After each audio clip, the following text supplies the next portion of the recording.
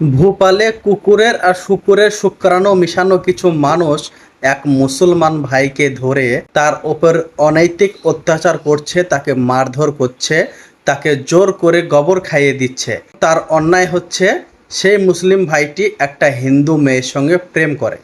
যদি হিন্দু মেয়ের সঙ্গে প্রেম করা ছেলেটির অন্যায় হয়, তাহলে মেয়েটিও কিন্তু ছেলেটির সঙ্গে প্রেম করে। সমানভাবে দোষী মেয়েটিও, কিন্তু মেয়েটিকে ছেড়ে দিয়ে শুধু ছেলেটির ওপর অত্যাচার করা হচ্ছে, কারণ সে মুসলমান।